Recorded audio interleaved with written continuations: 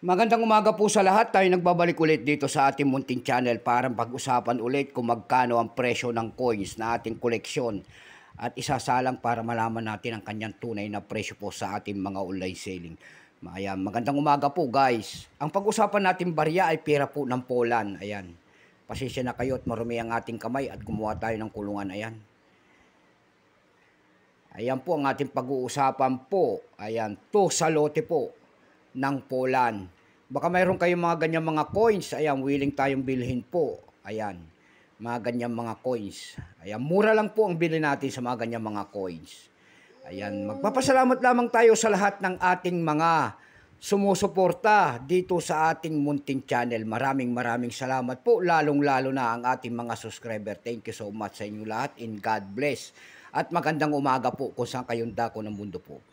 Ayan, yun naman po hindi pa po nakapag-subscribe dito sa ating munting channel. Anyayaan ko lang sana kayo. Malaking bagay na po sana ang inyong magagawa tulad ng pagpindot sana ng ating subscribe button, like and share para ma-update ko naman kayo sa mga latest ko pang gagawin mga video po. Ayan. Ang pag-usapan natin ngayon ito po, titignan natin ang kanyang presyo kung magkano ng kanyang halaga. Pero bago yan, kilalanin mo muna natin siya. Issue po nito ay Poland.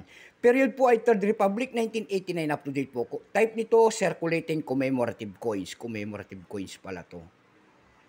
Ayan. Bultuan po ang bilhin natin sa mga ganyan. Pera po ng Poland. Years nito ay 2014 lamang kasi commemorative type pala ito. Value nito to sa lote po, Poland. Currency port sa lote, 1995 up to date po. Composition niyan ay Nordic Gold. Ayan, hindi ko alam kung naisasanla. Nordic Gold pala yan.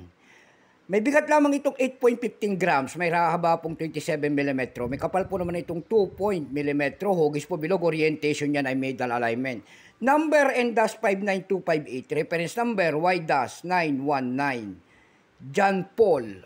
John Paul II. Ayan, siya pala yan, si John Paul II. Republic of Poland. Coat of Arms. Ayan. Grow Eagle with Wings Open. Ayan, dyan po sa kanyang likod. Ayan.